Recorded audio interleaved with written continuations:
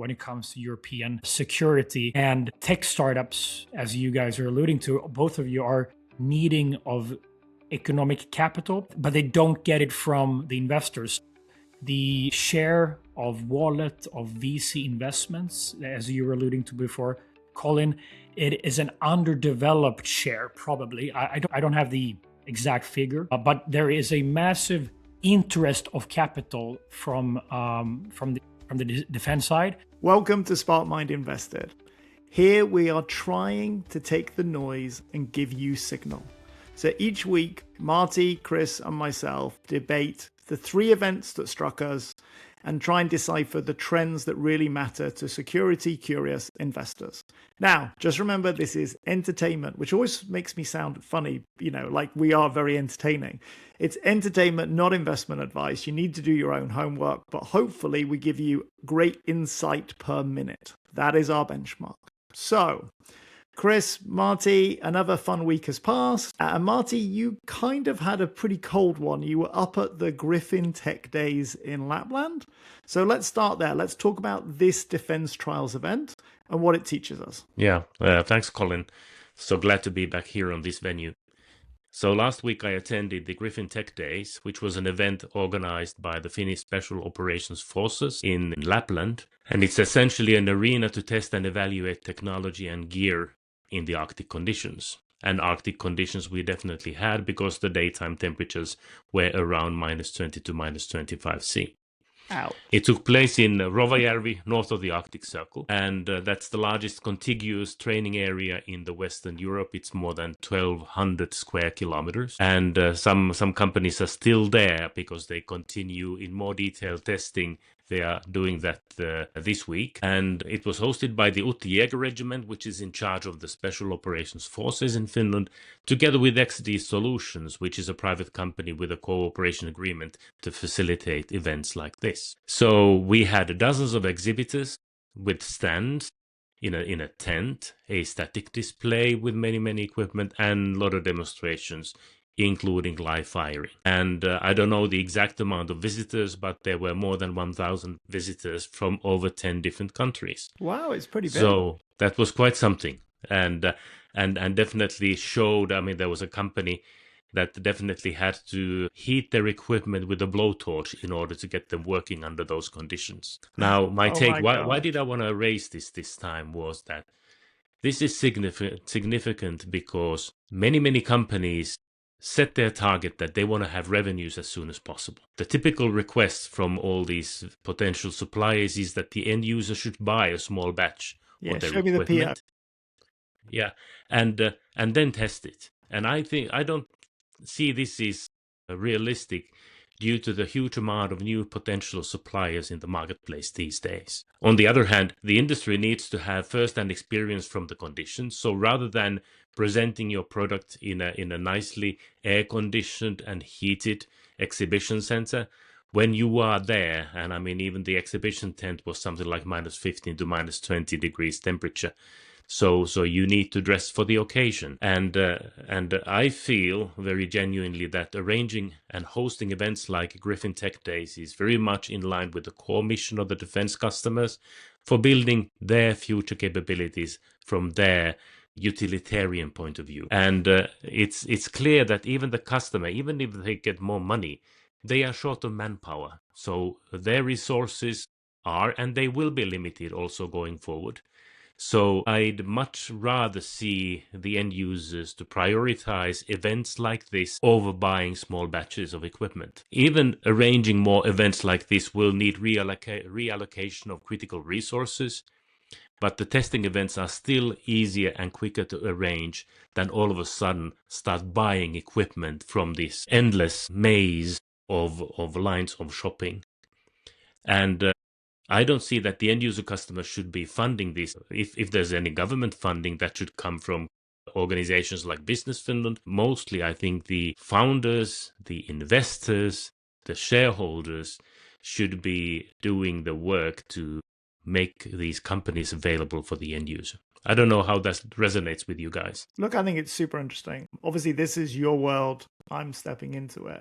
But to be able to put 1,000 people in the North Arctic, utilize Finland's discrete advantage of cold in the winter periods, really put a bunch. So how many companies were there?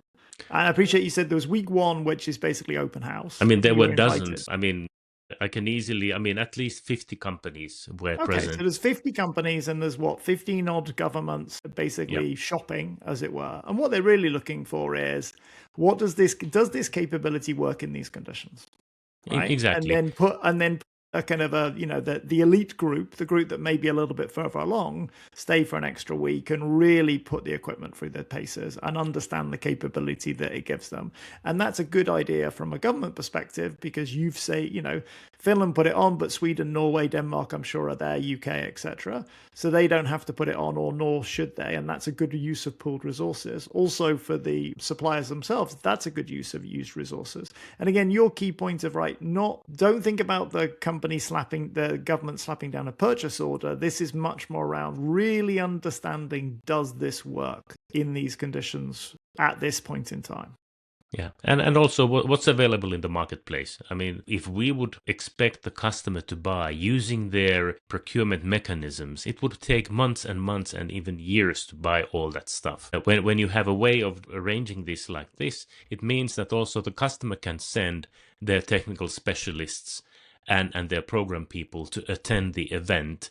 And in one go, I mean, staying there for 2-3 days, you can meet a number of companies in much more realistic conditions than in an exhibition center somewhere in downtown Helsinki. What was the most novel piece of information that you did not know beforehand? You know everything about the topic, but was it something that you did not know before? Well, that's a tough question. I think the most important thing that I was surprised on was the amount of foreign visitors. I mean, I saw people from United States, people that I knew from before, and it's really the harshness of the conditions. Even if I'm a Finn, I know how to survive in those conditions, but still the harshness of the conditions, the tangible challenge for you to survive and show that you can survive and you can continue pitching your product even if it is damn cold. I think that was the key thing. Just to mention something, I saw the new tracked vehicle from Patria and the way how it maneuvered. It was an awesome piece of equipment, I must say. I love that very much. The amount of drones, all kinds of drones, of course, that was massive. I didn't know that we have had so many drone manufacturers in this country. And of course the political curiosity. We had some drones from Russia that were captured in Ukraine. That was with a company that I was there with.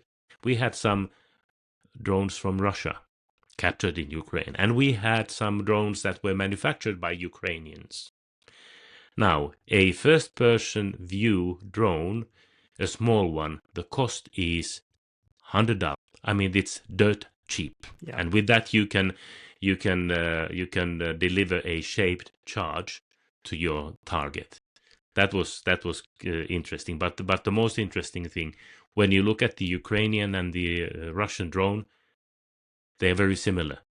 They are manufactured the same way. The difference is in the electronics. And what is of course curious is that China is the supplier of components to both sides.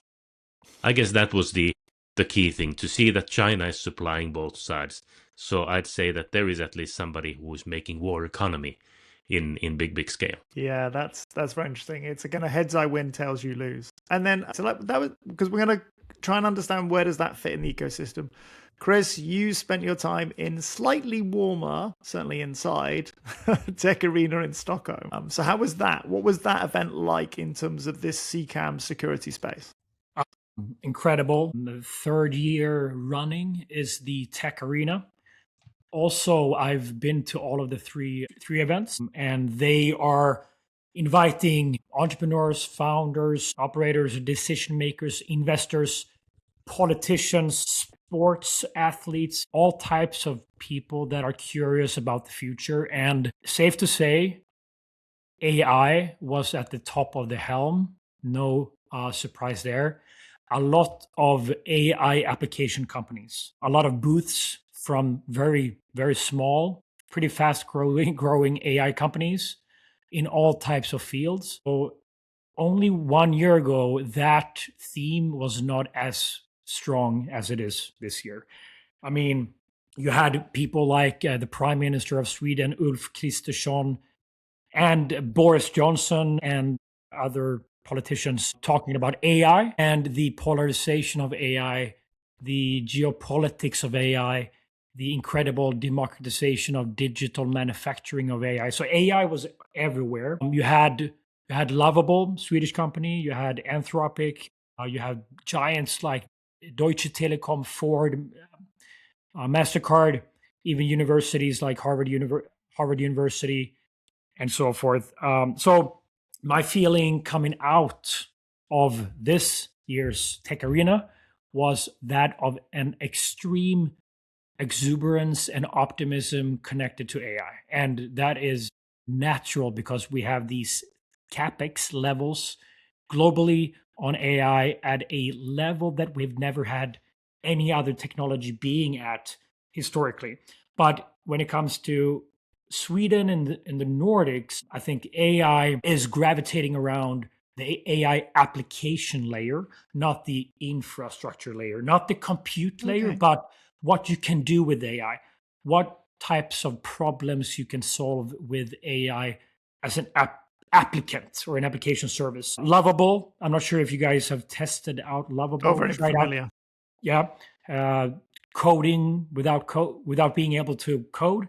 And I am myself, I'm a Neanderthal in coding language. So this is a very liberating feeling for me. So one of the co-founders of Lovable was on stage. And I think it's an interesting movement that Lovable has created. And I think it is spearheading an entrepreneurship boom. Maybe it's not a boom yet, but it is an entrepreneurship explosion from some type of medium-sized level in at least Stockholm, probably elsewhere in the Nordics as well. So I think entrepreneurship is on the rise. You can see this in the statistics of the number of applications that are generated, the number of websites that are generated. They are growing by 30 to 40% right now. And also another aspect is that AI, when anybody can be able to code, anybody is able to code, that means that software is changing from the core. The software industry is changing from the core, and it is exploding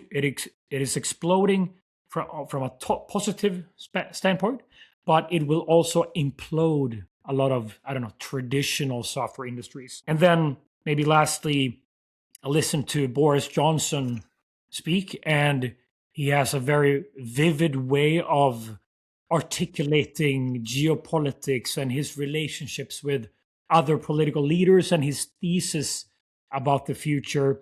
I think that his stance on the difference between Europe and the US was particularly interesting.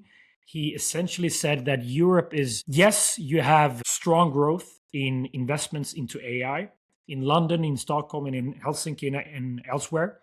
But when you observe the staggering amounts of investments in the US and you observe the leaders of the back-end infrastructure in the world, or at least compared to Europe, it is the Americans that are leading this foray, while the EU or the European Union is on the application level. Otherwise, he talked about a lot of things on the geopolitical side. He mentioned Greenland, he mentioned Trump, he mentioned all of these names.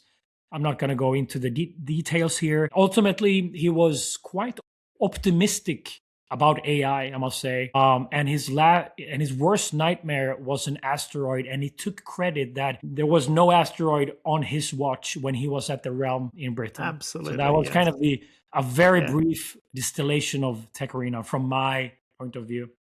having sat through more Boris speeches than probably most people alive. Normally it's the French, which is the big enemy. The asteroid does come up occasionally, even though I'm not quite sure how we would have defeated that from a policy perspective at that point in time in the UK. I do want to mention that, Chris, I think it's really interesting. I think what you're touching on in Lovable is really interesting, because I think what Lovable has done, and if people haven't followed this space, they have really channeled enthusiasm and an increased surface area against this particular project. And it is a mission, it is a movement. You can hear it in the way that they talk about it and the way that they act and the amount that they're getting done. It really is an increased surface area for the whole world to shift upwards. And I think it's really interesting when you compare the words that they use, which is very positive, let's do this, let's go, you can achieve things, etc. You don't often hear a lot of those words in lots of other areas of humanity these days. So there is definitely a counterculture. Lovable is much more positive about the opportunities around AI, and it would be wonderful to see that in other spaces as well on that particular area.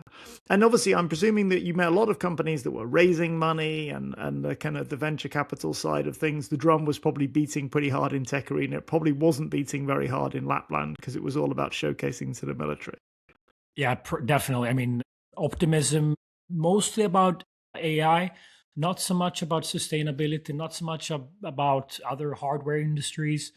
I think one thing that stood out for me that really wasn't discussed about, as you asked me before, Colin, before today, what wasn't discussed. And I think Boris Johnson put some words on it, the infrastructure in the US, which the US is building for AI, while the Europeans are on the application level. So that I don't know, difference is equal to the difference that happened with the cloud infrastructure. Compute with CPUs and data storage, and now we're seeing the same story again, but with compute with GPUs and other types of processing units. I think that I'm not sure how that is going to land, because I know about some projects about building compute in Europe, but it's not at the scale as in the US.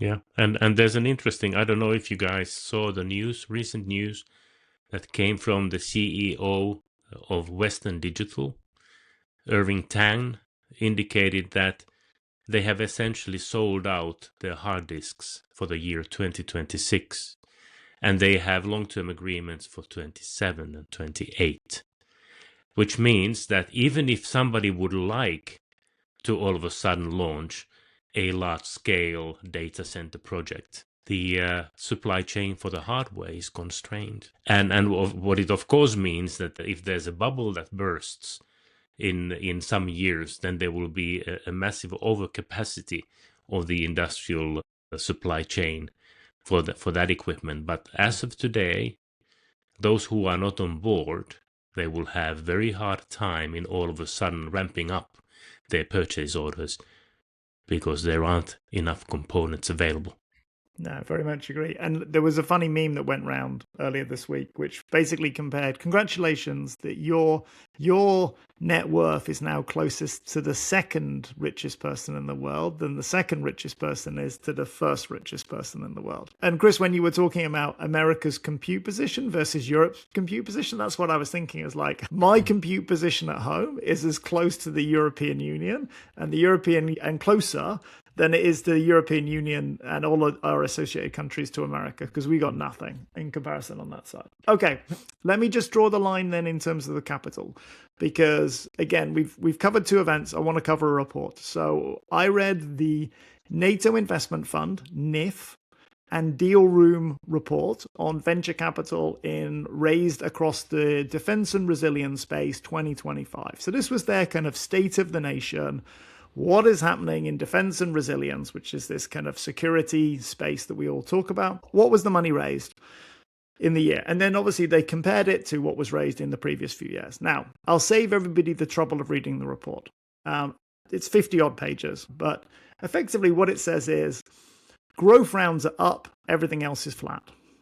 Now, That's not a massive surprise, right? So I spent 4 years as a consultant in the World Bank. So AI data analysis, data reporting, I know is as much an art as a science. The challenge with putting together these capital heavy reports is the big rounds skew the data, right? Some big company, Helsing, IQM, etc., raises a mega round.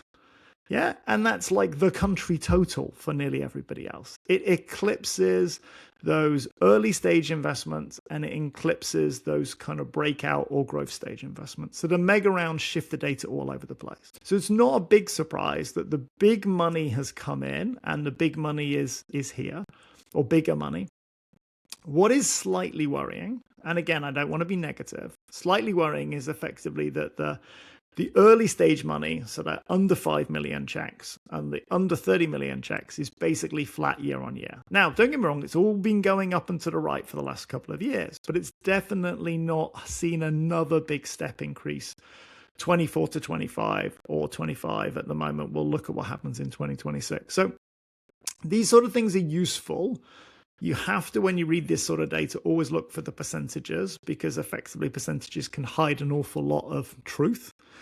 But ultimately, it's the mega rounds that come in. And then let's frame this against what we just talked about. So we have these Defense Tech Days, which are testing capability for 15 different governments at a time in the Arctic. We've got this kind of AI optimism and kind of venture capital, kind of AI, we are doing AI in kind of these big events like Slush and TechArena across Europe. And then we've got the data, which is basically good for the big guys, and everybody else is kind of okay, but not particularly exciting. And how do we then square that circle or triangle? Because there's 3 points rather than 4. How do we do that? Well, I mean, if we think of the companies who are successful in this marketplace, they are the same companies that are successful in other marketplaces, and that is, they are the ones with the most promising and compelling value proposition. So what that means to me, and when I'm advising companies in the defense domain, is that you got to be the best. I mean, there's no point to be involved in a movement and trying to be the number 4, number 5, number 6. Sometimes there is enough market in a very fast growing market. There may be room for many new players, but typically your value proposition has to be the best for the customer that you're approaching. And just hanging around with those massive deals and promises from the various governments, just hanging around is not going to do it. I think also 5 years ago, you needed software developers to code for you. So what Lovable is doing and what Claude is doing, what other AI companies are doing, is essentially diminishing the cost of creating something digital within companies. So maybe they don't need to raise an increased amount of money because they can do things themselves. I mean, we've seen these new AI agents being as productive as 100 people during a night.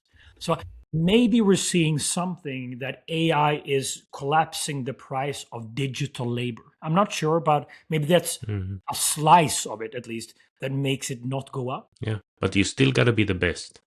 Yeah, I mean, the outcome is what matters. It doesn't matter how much you spend time in developing it. The only thing that matters is that what is the value added? What is the new capability that you bring to the end user customer? Yeah, and we've seen this already. Let's take the AI race at the moment. You've got 2 AI legal companies trying to disrupt the legal tech. You've got Harvey AI in the States. You've got Legora in Stockholm. And they're just going to fight it out for the number 1 and 2 slot. And if you're not really either of those two, and again, it's not necessarily an Uber versus Lyft or that sort of dynamic, but they're going to go out for the best, and everybody else is going to be consigned to nothing, right? It's going to be not winner takes all market, but it's going to be a pursuit of excellence. And again, Legora's looking at, Harvey AI is running at the moment 400 million in terms of revenue, right? Okay, I think that's where we're up to. Mistral, which is our leading AI model in Europe, is at 400 million in revenue, right? So that's a long way off the kind of the big guns.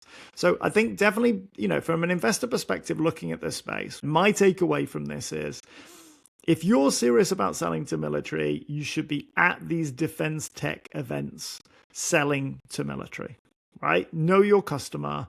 Spend there. If you're not there for the second week, right, that's your goal. Don't expect to purchase an order at the end, but make sure that your stuff really works and you're in the tent with 15 different governments if you're selling to that side. I would say also, if you are still at the fundraise from the VC perspective, just be aware of the numbers, right? The money is coming into the early and the mid stage. But actually, at the moment, there's probably not much more money than there was last year.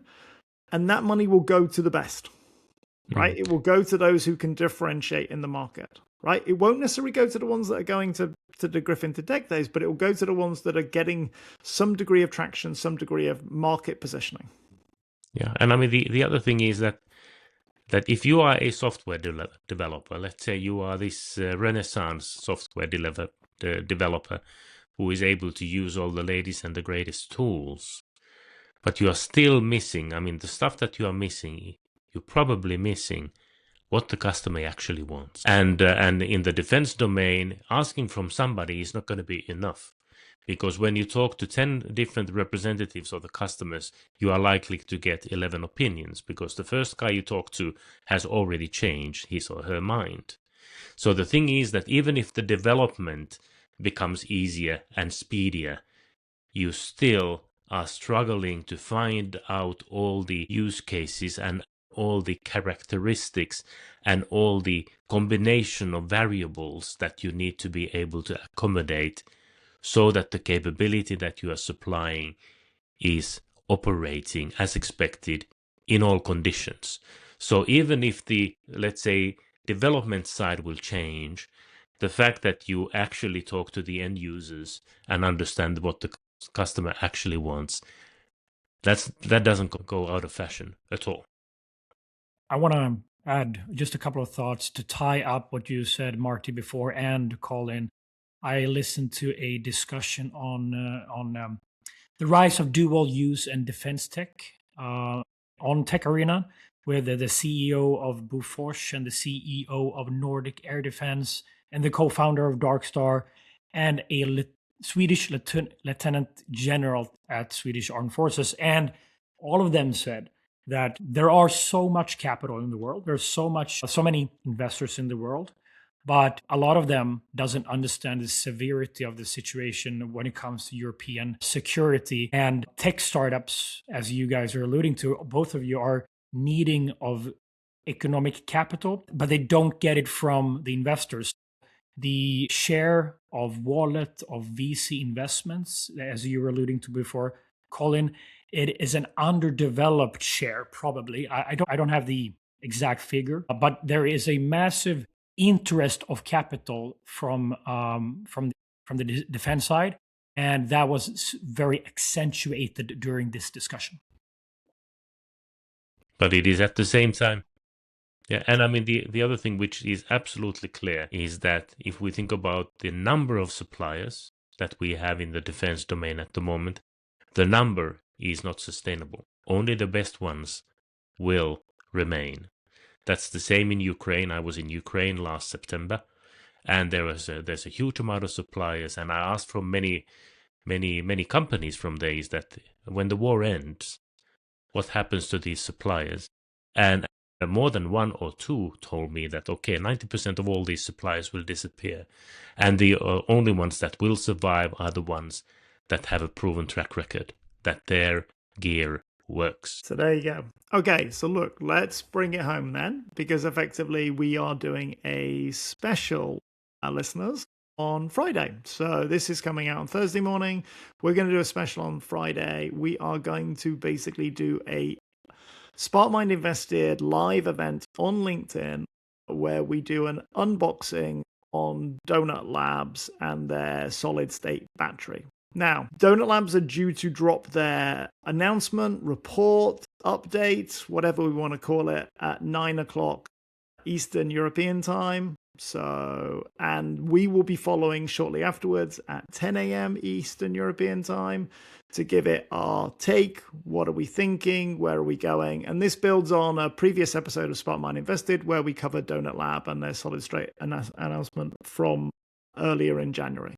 So, very quick thoughts. Chris, Marty, what are we thinking for Friday? Are we thinking anything? Well, of course, I mean, if we are able to get any advanced information, we would be very happy to observe that. But mostly what I think is that with keen eyes, we will follow whatever is told us, and then we will react and try to give our best view to the listeners on how does it look like to us. I'm thinking that all companies on earth will always want to be very optimistic about what they're doing. So maybe there is an optimistic headline, and then you go into the numbers, and then you have to dig more. So maybe we won't know everything about what's happening on Friday morning, but we need to dig more. But optimism is probably in the cards. Yeah, and it is clear that we are touching a subject that turned out to be very controversial. There's been many critics in the way, so we are definitely putting ourselves into a hot space. So let's see what happens. But I'm very optimistic that we have something meaningful to tell. It's a solid topic. A solid state topic. Okay, join us on Friday for dad jokes and everything. Thank you very much, guys. Have a great day, and I'll see you on Friday. Bye for now. Bye.